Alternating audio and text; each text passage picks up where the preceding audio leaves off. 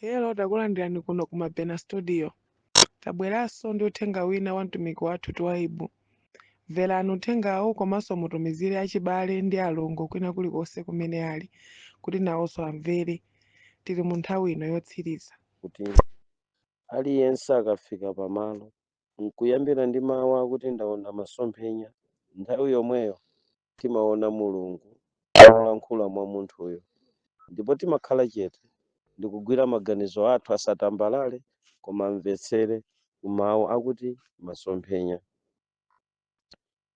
Komatu mmati mnenемula kuti mawu okha ongoti masomphenya mchichewa amaopsa, koma mukatenga mawu omwewa akuti masomphenya wayika mchingerezi vision, amenewa tsopano amayamba kupepuka, chifukwa mukangonena kuti vision kapena masomphenya amapepuka mofanana mchingerezi, chifukwa chakuti vision si chizindikiro chakuti walankhula Mulungu, kapena kuti masomphenya sachokera kwa Mulungu kokha. Masomphenya ali nkochokera kwambirimbiri. Masomphenya ena amatha kuchokera munthu amatha kukhala mmasomphenya amene mzimu wa munthu umatha kumuonetsa munthu achoka kwa munthu, chifukwa munthu within the area ali ndi dziko lake limene amayendamo, amalamulidwamo, amalamulamo mu dziko lake, limene mumakhala tintchito, timaganyu, maganizo azochitika za iweyo. Dziko lako la iwe munthu limakhala ndi masomphenya. Pamenepa mumapeza ena kuti pakati pa ana 5 mwana wina akuchita bwino kwambiri, chifukwa mwanayi ali ndi maziko amasomphenya. Iye amanena kuti ndilima 1 year yamtedza, akachamawa ndzakolola matumba 5. Ndalamayo sindzagula kanthu, ndzawonjezera. Chinthu chimene ndikufuna kuti ndzakhale nacho ndidzagule, koma ntalima katatu kapena kanayi. Amakhala kuti amenewo ndi masomphenya amene munthu amakhala nawo. So masomphenya sakhala ku zinthu zauzimu zokha. Musanayambe kunjenjemera mula kapena kutenga nazo nkhawa zimene mwauzidwa ndi mzimayi amene wakuti waona masomphenya, muyambe mwatenga kaye mawu akuti masomphenya. Masomphenya sapezeka kuza Mulungu zokha. Zinthu zambiri za dziko zimatulutsanso mawu omwewa osonya kuti masomphenya. Ku Baibulo aliko mawu akuti masomphenya, ku Korani aliko mchi Arabic mawu akuti masomphenya, m'mabuku ena olembedwa ndi anthu a dziko lapansi, ngakhale mu Satanic Bible, angakhale mu Baibulo la Kitabu Akidasi mukapeza mawu akuti masomphenya. Kambaka kuti mawu amenewa onena kuti masomphenya amapezeka malo ambiri, muyenera kudziwanso kuti mwakuchuluka kwa malo amene masomphenya amachokerako, ndiye kuti mochokeranso masomphenya amakhala molekanalekana. Nthawi zina masomphenya akhoza kubwera ndi angelo kuza kuonesa masomphenya. Angelonso a Satana amabweranso kudzaponda pomwepo kapena mbali ina nkukuonesanso masomphenya. Kotero kuti masomphenyawa ndi chikhalidwe cha mawu amene alibe umwinimwini, amangosoweka chikhulupiriro chako cha iwe munthu kwayika mawu akuti masomphenya pamalo oyenera, kuopa kuti mungangolemekeza ndi kumaopa. Atwaibu aona masomphenya inu nkunjenjemera, abusa cheucha adaona masomphenya inuyo nkunjenjemera, kuyiwala kuti nthawi zina kochokera masomphenya kumatha kukhala kumalo kolekanalekana, kuphatikizapo nayo mizimu ya dziko lapansi imaonesanso anthu ambiri masomphenya. Ndimakumbukira kamtundu kena kamahere, kamtundu wa ziwanda otchedwa mahere. Mahere ndi mtundu wa ziwanda umene umaonesa masomphenya wanthu ambiri akhala akulowa mtchire. Mahere amavala mtumiki, mahere amatha kuvala nkhope ya ngelo mahere, amatha kuvala nkhope ya chilengedwe china chake, kapena dzuwa, kapena mwezi, kapena nyenyezi. Inuyo nkumanena kuti ndaona masomphenya, nyenyezi zikugwa pa nyumba yanga. Inu poganizira kuti nyenyezi zili ndi mbiri yabwino ku baibulo, nkunena kuti ndiye kuti ni mulungu. Mahere ndi mtundu wa ziwanda zimene zimaonesanso masomphenya.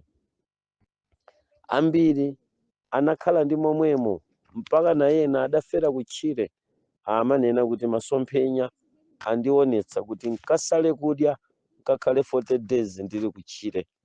Akhala akufera m'madimba, kufera m'mapanga, kufera m'mapiri. Anthu atatengedwa ndi ziwanda za mahere, anthu ayamba matchalichi pa masomphenya a mahere, kumanga chisakasa ali mahere, ndi kusonkhanitsa anthu ambiri pamenepopo. Nkumanena kuti atsogoleri athu ndi cheuje, amaona masomphenya, mulungu amaonetsa, amaona zinthu zimatchedwa kuti masomphenya. Kawirikawiri atsogoleri ochuluka amene amatsogolera kapena kuyang'anira mipingo amabwera pamodzi ndi ganizo lochitidwa ataki ndi mahere, nkumanena kuti ndimaona zinthu, kufikira kuti anthu akhala akupita kumakaunikitsa mavuto awo wa anthu. Nimuganiza kuti akuunika mulungu, koma uli mtundu wina wa ziwanda zotchedwa mamahere, zimene nazonso zimaonesa masomphenya. Ndibwerere pakuti mulamu wanga ku Cape Town kwabwera funso limene akuti mzimayi wina anapita kwa iwo, kodi mpa audio naye, kodi mpakamwa ndi pakamwa, andiuze nkamaliza kuyankhaku. Akuti mzimayi waona masomphenya. Masomphenya awa akuti munthu aliyense amene anatchulapo dzina kapena amene adzitchula dzina la Yesu sakapulumuka. Asatchulenso dzina la Yehova sakapulumuka. Iyeyo waona masomphenya akuti anthu tidzinena kuti Yahuwa kapena tidzinena kuti Yahushua, kunena za Yesu, Yahuwa kunena za Mulungu chatimamutcha kuti Yehova. Musayerekeze kukamwa kwanu kutulusa mawu akuti Yehova, malingani masomphenya akuti umenewo ndikupalamula gahena. Musayerekeze kunena kuti mdzina la Yesu, malingani masomphenya akuti kumeneko nkupalamula gahena.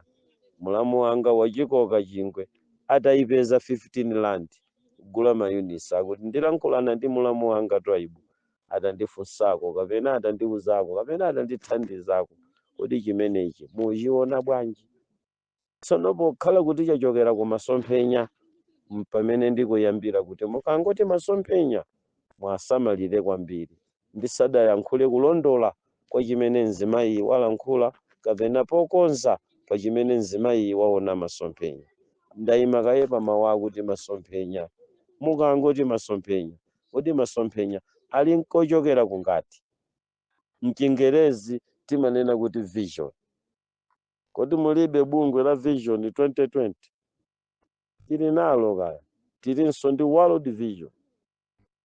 Kusonyeza kuti masomphenya si chichewa choopsezera ena kuti akakhulupirire kuti zimene mukuonazo nza mulungu chifukwa zachoka ku masomphenya. Kuli ziwanda zambiri zimene zimatchedwa mamahero, zimene zimakwanitsa kuonetsa anthu ambirimbiri masomphenya, mpaka mipingo idayamba pansi pa chisogozo cha ziwanda zimenezi, na amanena kuti mulungu amandionesa zinthu masomphenya. Mukachoke kwa amuna anu kaya amene ajato ali ndi akazi ambirimbiri 20, niyo mukachokeko masomphenya akundiuza kuti mudasemphesa adafunika kuti mamuna uja asakhala ameneyo, akhale wija, akhale uyo. Anthu alekana ndi akazi wawo, kulekana ndi amuna wawo, mo special azimayi atavutika ndi ziwanda zotchedwa mamahere, zimene zimalowa mu anthu pa groundiso ya chalichi, nkumanena kuti ndaona masomphenya. Tsono ndimati nsadapite kutali ndi chimene mzimayi waona ngati masomphenya, ndichenjeze pa mawu akuti ndaona masomphenya ngati gawo loyamba la kuyankha kwanga kwa funso. kodi masomphenya ncha muzisamala kwambiri ndi mawu akuti maso koma mphenya, nkhani yosausa kwambiri. Ichi chitu nchichewa mukangonena kuti ndaona masomphenya, mphenya nchichewa chanyamata kumusi uko chakumalingunde mudzikayenda mbali mwadzala nyama mukatuluka kuntunda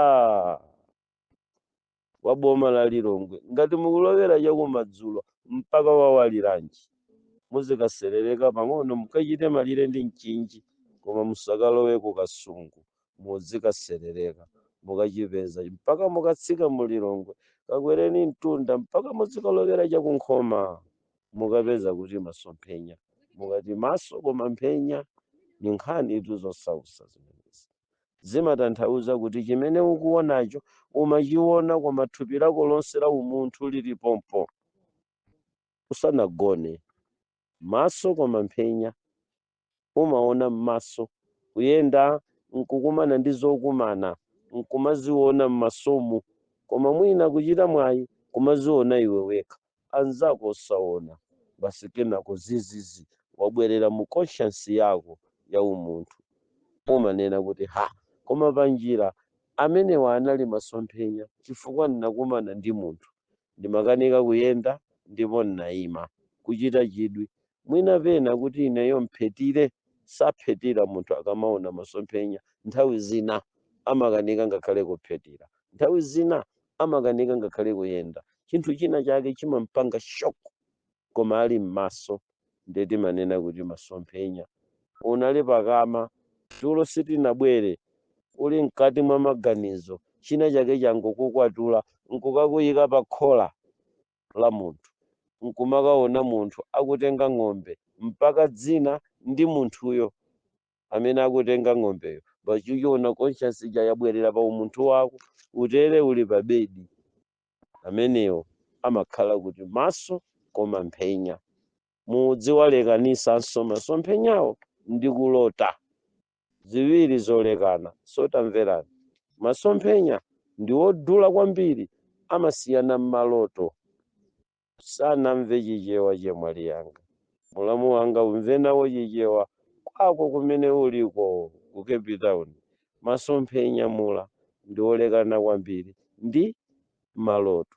Maloto nchisawawa mbirimbiri timalota kulota nkulota basi koma zikangofika kuti pa masomphenya samalani kwambiri amayifotokoza bwino nkhani imene ndi Ezekiel mene ankaona masomphenya kumaona ali chikhalire masana pa magombe aulayi nkutengedwa ndi ngelo na amanena kuti idza tiye ndikakuonetse amatengedwa dzuwa lili 9 koloko nkumaona kuti sali pamalo pamene analipo thupi mukalipeza lili pomwepo koma iyeyi alibemo mmenemo wachoka ndambuye amupitisa mkati mwa zipata za Yerusalemu akamulowesa kukachisi kuyamba kumuonesa zipata za mkachisi akamaliza kukafika pamene panagona Ezekiel kupeza pali wanthu amene amayesera kugwedeza Ezekiel koma samayankha akati zizizi ndinali mu mzimu ambuye analitenga kukandionetsa. Imakhala nkhani ito yodula kwambiri mukamanena kuti masomphenya si chinthu chopepuka kuti mmene wangovala chitenje chako pakatibudula kako kathalauza kako ukulowera chauko umvekere kuti nnaona masomphenya bwino. Masomphenya nchosowa kusiyana ndi maloto. Nawo nimafuna ndikonzetse pamene tikumumva munthu akunena kuti ndaona masomphenya mudzekhala ndi chithunzithunzi chakuti masomphenya amakhala ndi amene amabweretsa ndi cholinga ndi choti chichitike ndipo pamakhala the tangible evidence ya chimene iweyo unaona ku masomphenya ako chakuti munthu wina sangakusinthe.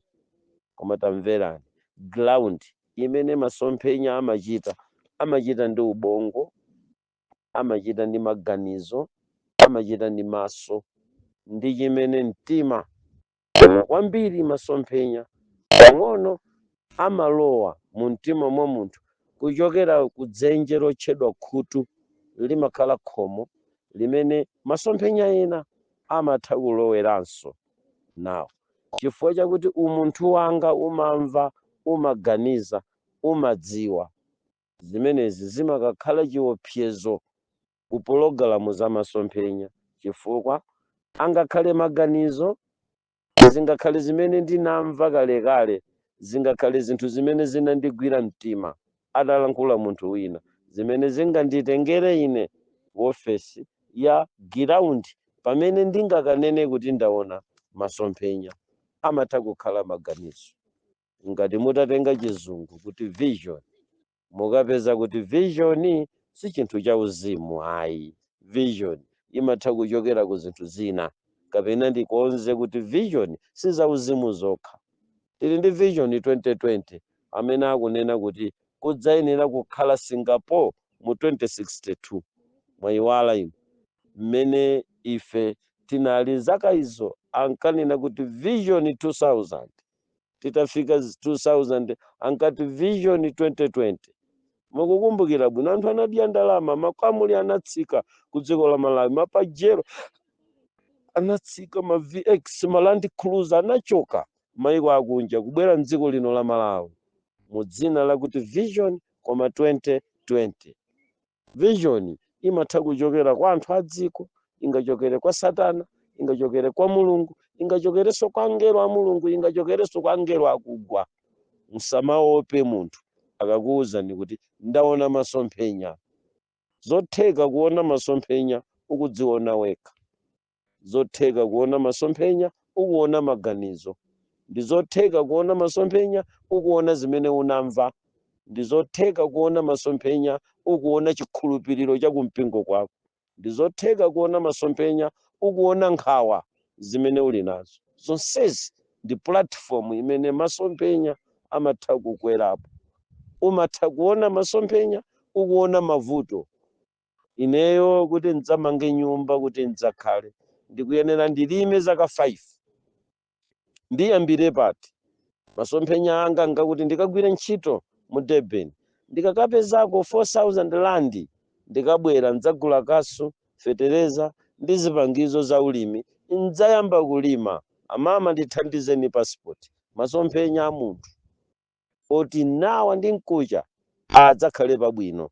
Lerolo ndi awo kwawo nawo ali pabwino, amakolola chimanga matumba 2000 kuti apezeke pamenepo chidayamba ncha masomphenya, koma masomphenya awo adali a munthu malingana ndi mavuto.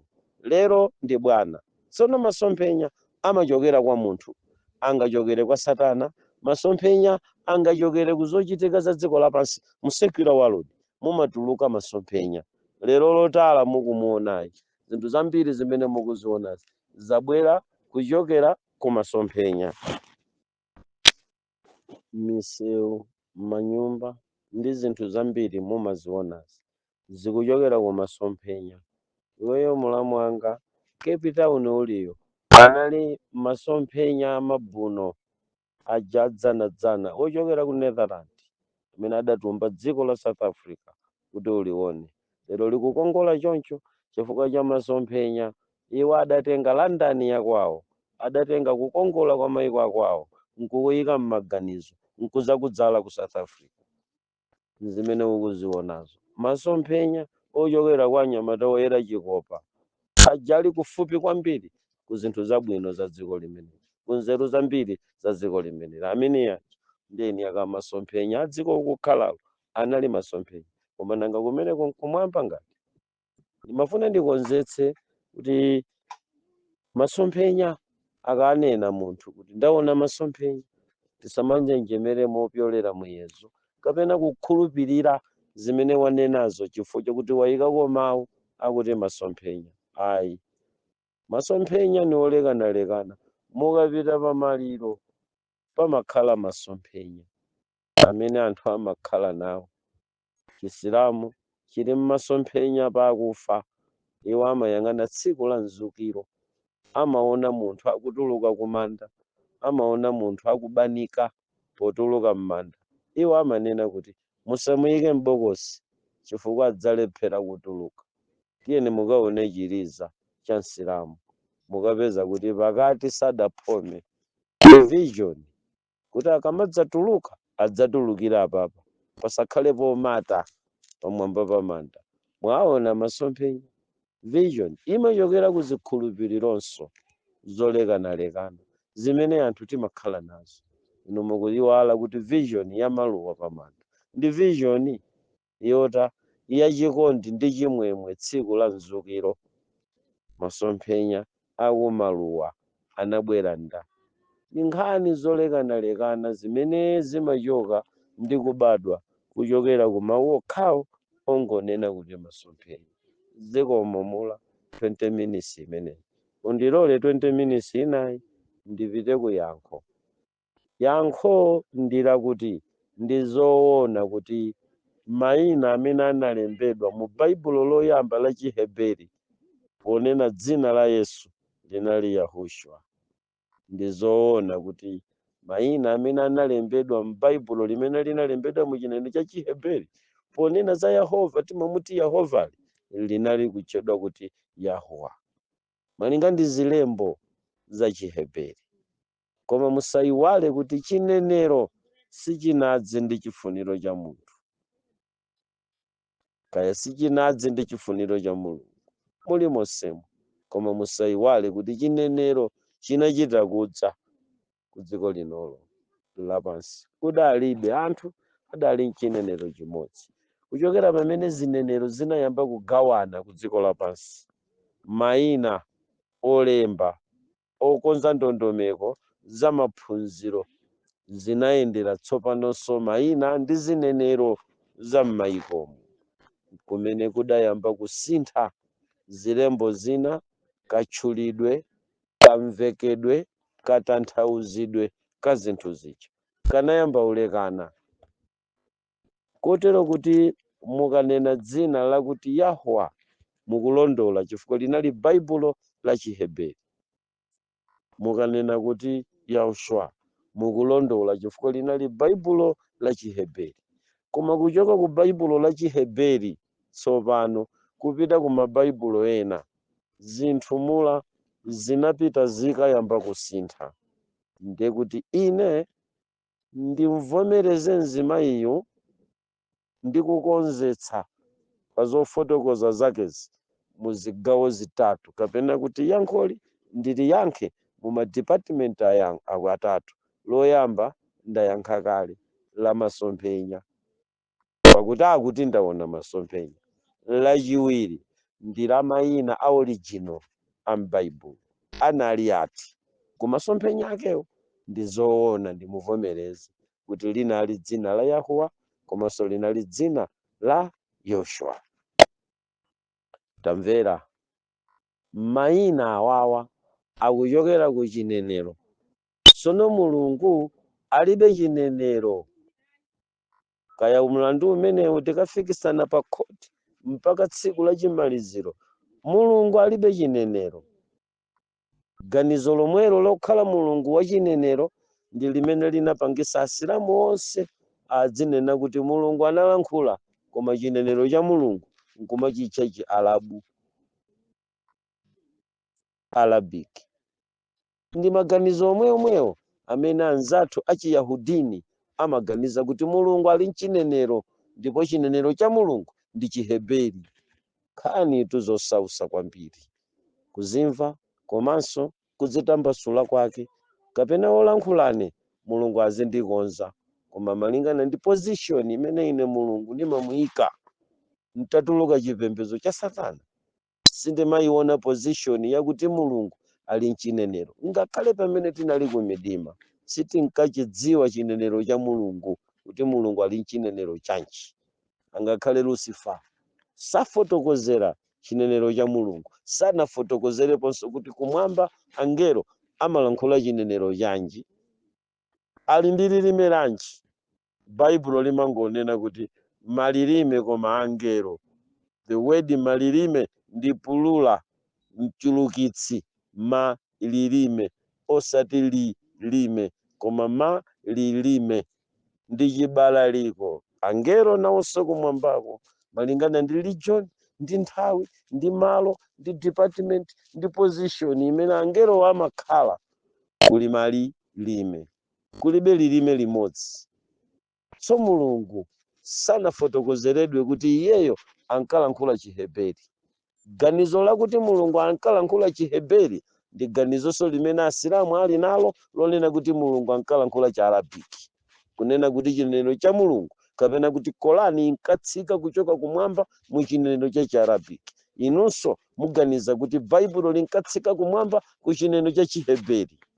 Ndimuganiza kuti chimenecho ndi chinali chinenero. Ayi, zinenero zonse zimene Mulungu anazika pa dziko lapansi anazika kuti zipange communicate munthu ndi munthu. Sakumva munthu. Sanazike zinenero kuti zikapange communicate ndi iyeyo. Ayi, Mulungu sasowa communication ya nchinenero cha mtundu uliwonse. Kumeneko ndi kumpanga underestimate Mulungu wathu wakumwamba. Sanayike Chilatini kuti Mulungu azilumikizana ndi anthu mu Chilatini. Chilatini chinabwera kuti Alatini okhaokha alumikizane. Mwa njira ina, chinenero ndi mphaso yochokera kwa Mulungu imene anayipereka pakati pa ana anthu. Alibe nayo ntchito. Mulungu alibe nacho ntchito Chiarabu, alibe nazo ntchito Chiheberi, alibe nacho ntchito Chilatini. Chifukwa Mulungu alibe chinenero. Ndipaseni vesi kuti Mulungu kumwamba amalankhula chinenero chanji. Tandiuzeni abale ndi alongo, anzathu ona masomphenya, anzathu Mayahudini, mukamanena kuti Chiheberi ndi chinenero cha Mulungu. Ndipaseni vesi limene likunena kuti Mulungu ankalankhula Chiheberi. Adanena kuti Mulungu wa Heberi, osati chinenero cha Chiheberi. Chifukwa munthu anali alipo ku dziko lapansi. Anamulenga munthu ndi kumuyika m'munda mwa Edeni. Mungandifotokozere chinenero chimene Adamu ndi Hava ankalankhula ali m'munda mwa Edeni? Chifukwa Chiheberi chifufuzeni chikuchokera pati? Muchipeza kuti chili mkatikati mwa ulendo wa china Abrahamu ndi anzawo. Koma kumbuyo simuchipeza Chiheberi. Chidali chimenecho Chiheberi chimene ankalankhula pa nsanja ya Babeli. Panali chinenero chanji? Pakuti Mulungu anangoti ankalankhula chinenero chimodzi chiti chimene ankalankhula anthu amenewo. Ndi anasokoneza zinenero zija nkugawana ku dziko lapansi.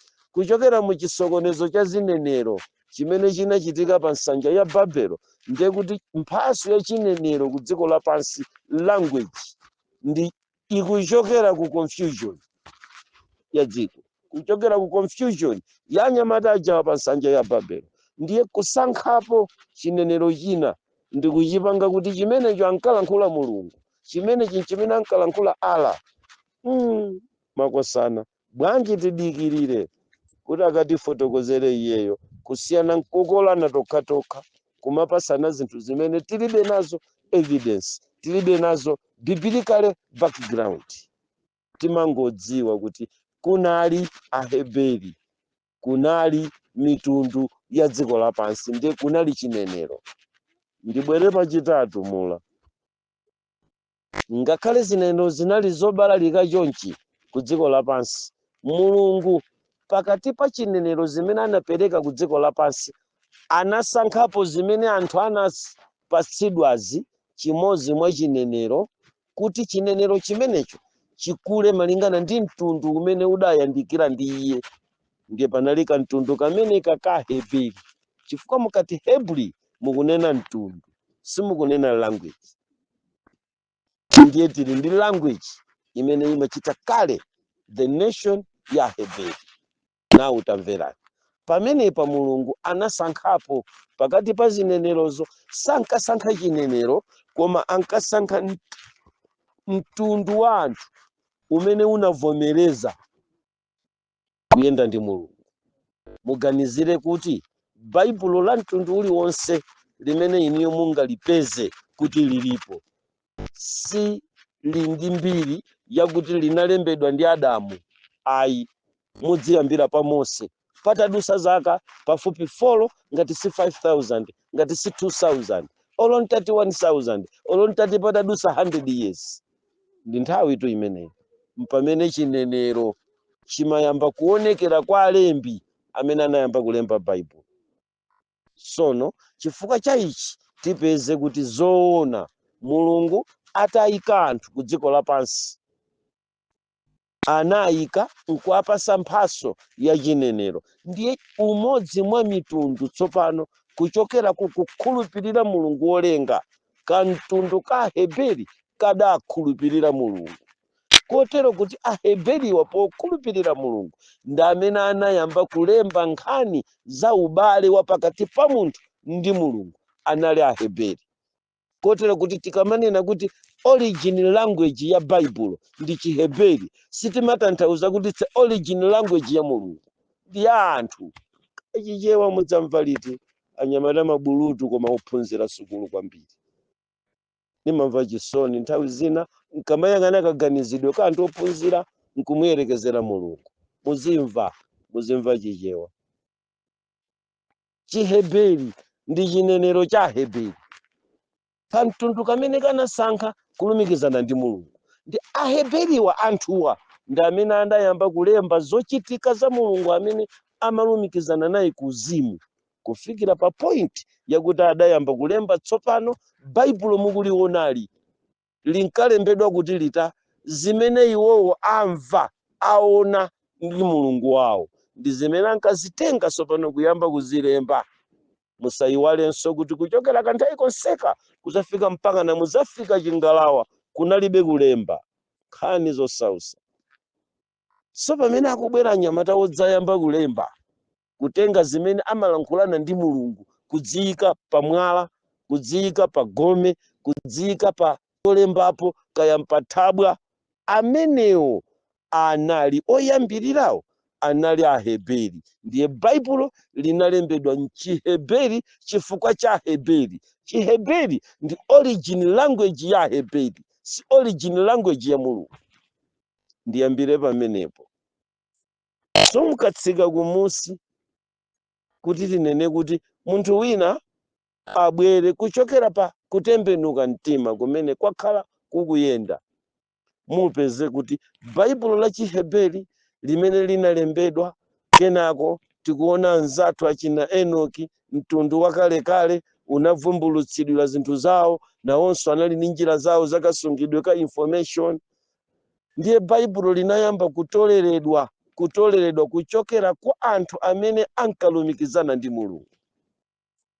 Ndi anthu olumikizana ndi Mulungu ndi amene anayamba kulemba zimene iwowo amamva mwa njira imene Mulungu ankalankhulirana nawo nkuyamba kulemba. Ndi zidayamba kulembedwa m'Chiheberi. Ndi anatolera aneneri onse amene analemba ndi kupanga mtolo wa zolemba za Baibulo, limene Baibulo linkatchedwa kuti Baibulo la chinenero cha Chiheberi. Mulungu walankhula. Zimveke tsopano pamenepo. Mulungu walankhula mu chinenero chanji, walankhula Chiheberi. Akunena kuti Mulungu walankhula Chiheberi ndi ndani? Ndi anthu apansi pa Heberi amene amamva aneneri akulankhula Chihebericho. Iwowa pokatenga zimene aneneri analankhula ankazipanga represent ku anthuwo kuti awawa ndi mawu a Mulungu. Tsopano akati mawu a Mulungu si Chihebericho, koma zonena zimene zanenedwa pamenepo pozo zachokera kwa Mulungu. Zimene zikanenedwa tsopano zipite mchinenero cha anthu ndiye chinali Chiheberi. Kotero mabuku atasonkhanitsidwa, ndiyitenge kuti limeneli ndi gawo lachiwiri lakuyankha kwanga pa mfundo zomwezi. Mabuku asonkhanitsidwa, nkhani za chinenero ndazifotokoza kuti kumwamba tilibe Mulungu wolankhula Chiheberi. Ayi, akadakhala kuti Mulungu chinenero chake ndi Chiheberi, by force, by command, akanalamulira kuti aliyense tangi yake akangobadwa automatic idzilankhula Chiheberi. akadakhala kuti mulungu chidwi chake chili kukumvetsera zimene anthu ayimamo ngati zinenero. Malasha akamalankhula Chilasha mungaseketu inu, mulungu amakhala akumva chifukwa mulungu si Mlasha, mulungu si Heberi, alibe chinenero, yamamva zimene inuyo mukulankhula chifukwa iyeyo it's a unique God wakuti simungamuyerekezere ndi kalasi it's not a languishani, sikuti muntenga kuti ndi languishani kuti iye chichewa apapa ndayika D panafunika ndikanayika Z. Ayi, iyeyo amamva whatsoever you speak chifukwa iye amaona mtima wakaganizidwe ka ubongo, chifukwa kumwamba kwanu the ground to communicate ndi mulungu ndi mu ubongo wanu. Chisadatuluke chinthu chokunja mkati mwa ubongo mumakhala mutapanga communicate ndi mwini ubongo, ndi mwini munthu, ndi mwini mutu wa munthu, ndiye mulungu wakumwamba amene angakhale pakamwa pano pasadalankhule kanthu amakhala atadziwa chifukwa ndiye mulengi wa ubongo, mulengi wa maganizo. Ubongo ndi zimene zimatulutsa mawu kudzera mchinenero. Chinenero ndi vaya, mavaya ndi ambirimbiri, vaya empangweni, vaya kazungula, vaya, tili ndi mavaya ambirimbiri ku dziko lapansi. Ndiye chinenero ndi vaya popita kwa mulungu, alibe nazo ntchito. Chimene iye amaona kwambiri ubongo wa munthu ukuchita print chani pa chimene akunenachi nanga akufunanji mkati mwa munthu. Choncho kulimbana pa nkhani ya mayina amene akuti ndiye origin, mudzidziwa kuti zoona inenso ndikuvomera kuti mayina akuti Yahwa origin name kuchokera pacha origin ya Bible ndi chinenero cha Chiheberi, ndiye kuti the origin ya dzina ikuchokera pa chinenero cha chani cha Chiheberi cho chimene mulungu adachisankha kuti these guys kuti timvane ndipitirize kuapasira zinthu kuchokera mu chinenero chomwechi cha Chiheberi. Ndiye nchifukwa chake mukawerenga mabuku a Chiheberi akuuza ni nkhani ya Mose, ndikakafika ku Igupto ndikanene kuti wandituma ndani, dzina lache ndani, akuti nda ine ndine, ukanene kuti ine ndine wandituma. Mwayimva nkhani imene? Mukangonena mawu akuti ine ndine, tengani zinenero mpaka mukafike kuchikhodza, mubwerere mfike kuchiyawo, mupeza kuti mawu akuti ine ndine alibe umwini wa chinenero. Ananena choncho ndi Mose mu chinenero chawo. Mu Chiheberi mukapeza kuti ali ndi origin ya mawu acha, ndiye mulungu anatero kwa Heberi acha. Now tine ndikuyankha kuti mukanena kuti Yahwa ndi chinenero chochokera ku buku loyambirira la Baibulo ndi Chiheberi, ndikugwirizana nawo chemwaliwo. Origin ya dzina limene lidayamba kudziwika la mulungu ankalitcha kuti Yahwa mu chinenero cha Heberi. Koma ndikufuna ndibwereze pokonza kuti that origin si ya mulungu, ndi ya chinenero cha Heberi. Pamene tikuvutana ndi anyamata asukulu, mundimve pa mawu akuti chinenero cha mabaibulo kapena mawu akuti Yahwa kaya munena kuti Yahushua ndi Chiheberi, ndikuvomerezana nanu. Koma the origin ya Chiheberi ikuchoka mwa anthu. Chiyambi cha Heberi, chiyambi cha chinenero cha mtundu umene unalumikizana ndi mulungu anali Aheberi. Osati kuti the origin ya chinenerocho ndiye chimene mulungu amalankhula. Pamenepo sitimvana. Mulungu salankhula Chiheberi, koma ni mulungu wa Heberi. Mulungu salankhula Chiisraeli, koma ni mulungu wa Israeli.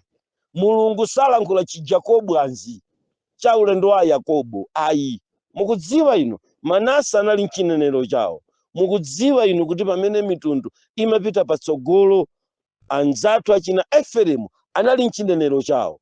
Pakati pa the United Nation of Israel imene inapangidwa ndi mafuko 12 ana Yakobo kupanga UK United Kingdom ya Maisraeli munalinso zinenero 12 mmenemo, koma the center ya baibulo lawo la anthu onsewa anazisankhira kulembamo chinenero cha Heberi, chinenero tu chimenecho. Koma akafuna kukweza fuko limene linagwiriza nyale pa mafuko onsewa 12 linali fuko la Yuda.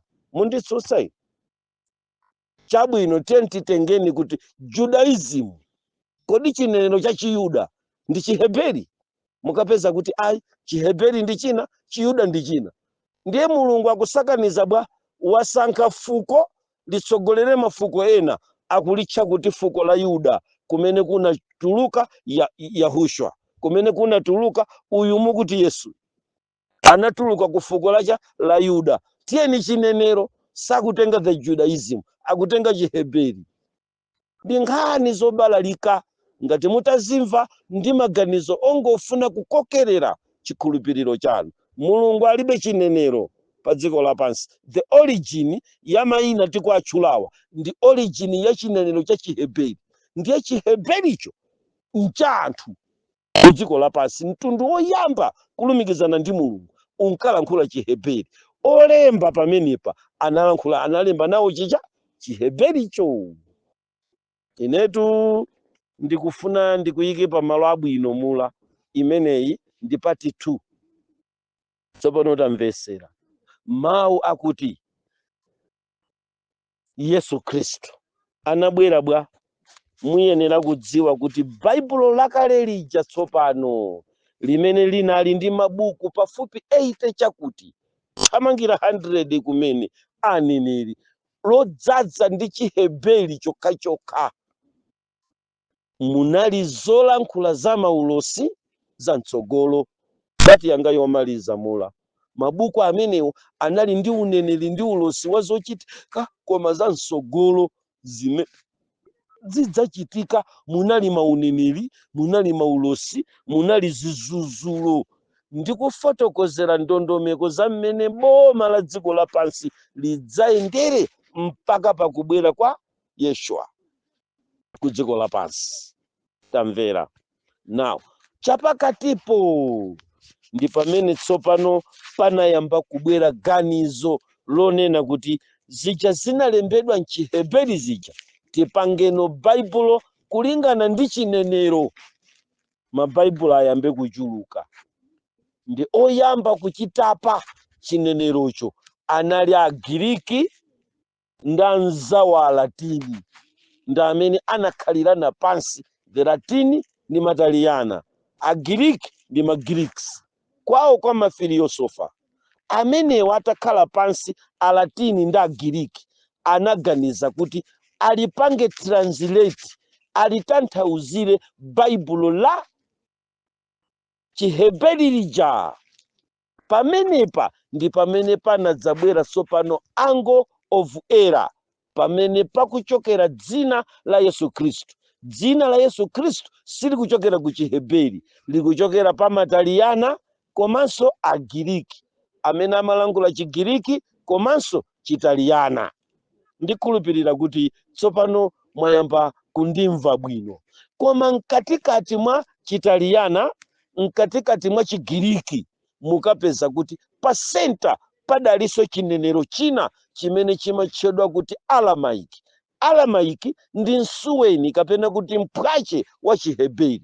Mukazandipeza baibulo la Chiaramaiki chinenero ndi baibulo la Chiheberi, mukamaziphatikiza zimenezi zimamveka ngati mmene mungachitire mtumbuka akulankhula Chingerezi, lilime lake limafewako, kusiyana ndi mchawa kulankhula Chingerezi. Nkhani zosausa. Kapena nene kuti mmene amachitira m'mang'anja kulankhula Chichewa, kusiyana ndi muyawo kulankhula Chichewa.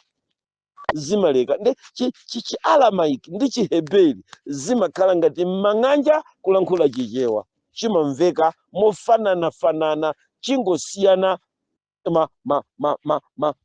mawu ena nditoza nubwera, koma onsewa amakhala akulankhula chimodzimodzi chomwecho. Pamakhala ngati pali chisuweni nditoza mchewa akangoti nditodza, olo mutapita kuti chichewa cha nditodza mukukachilankhulira pakati pa nkhoma, akamva kuti akuti atobwera, nditobwera.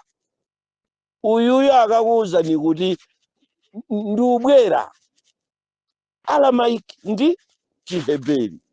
Now, pamene amkafuna kuchichotsa tsopano chinenero cha m'Baibulo chija kuti achambe kuchipanga translate mu zinthu zosiyanasiyana, Agiriki tsopano anayamba kuwerenga mozama kwambiri mabuku adalembedwa Chiheberi aja, ndi anapeza kuti pali zizuzulo zambiri zimene buku la Chiheberi loyambirira linazuzula, linkaoneka ngati kuti likusokoneza ufumu wa dziko lapansi, lidzatsegulanso maso anthu ambiri akazalitsatira za mmene dziko liliyendere, linkayeretsa maso zinthu zinali pa plain language, zinkamveka chimvemveve ndi aliyense. Simunkafunika interpretation mu Baibulo limene. Simunkafunika interpretation mu Baibulo limene lili ayi. Sono chifukwa chakuti simunkafunika interpretation iliyonse, ndiye kuti zonena za bukuli zikanakhala zomveka ndi aliyense. Pa chifukwa chimenechi awa mafumu ndi olamulira a dziko lapansi, ndiye kuti tsopano tikuyambira pa Roman Empire kutsika mu Greek civilization, ndiye kuti mukafika kanyengo ka achina Alexander the Great,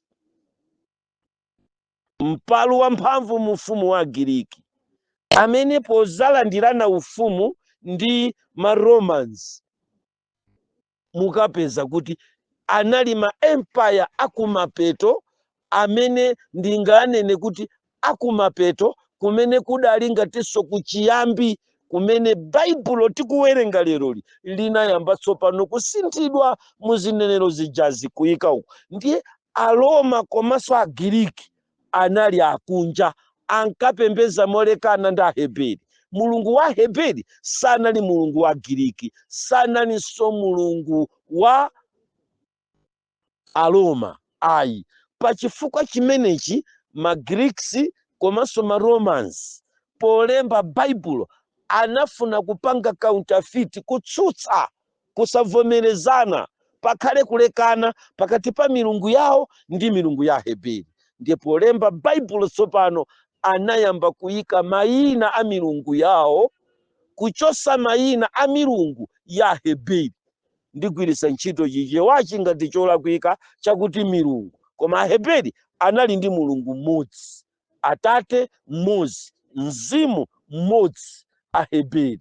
Now, awa pofuna kulemba tsopano mabaibulo awowa ankaonanso milungu yawo imene ankayilemekeza yokwananso itatu, imene anafuna kuti ichose Mzimu Woyera iyikepo chawo, ichose Mwana iyikepo chawo, ichose Atate iyikepo chawo.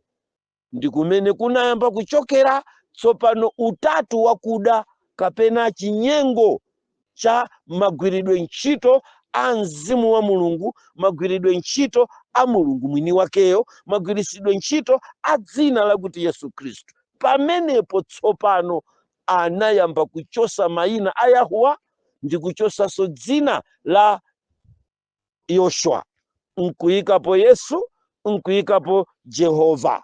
Now, koma mukatenga dzina lakuti Jehova likungobwera mosungunuka, koma lili ndi origin pang'ono, chifukwa Jehova anamtenga ku the word Yahweh. Nkhani zosausa kwambiri. Umenewu sukuyenera kukhala mkangano opanga chiphunziso nkumauza wanthu kuti dzina la Yesu ndachinyengo, amene mukutchula Yesu simukapulumuka. Pamenepa ndifunika kuti ndikulekereni ngati mbali yosiriza kuti mwakufotokoza kwa audio iyi ikhale ngati yafupikirako mula. Tsopano pamene ndikubwera kachiwiri ndifotokozere kuyambira pamenepa pa dzina la Yesu linapezeka bwanji m'Baibulo, nanga olitchula dzinali amapeza phindu lililonse pamaso pa Mulungu, akapulumuka kapena sakapulumuka kulingana ndi masomphenya aona ayayaja. Ndiye mundilole kuti mbali imeneyo mula ndikuyankheni mawa, pakuti kadzuwa kachita chisisira ndibwerere pa mphanga mpaka tsiku limenelo. Amen.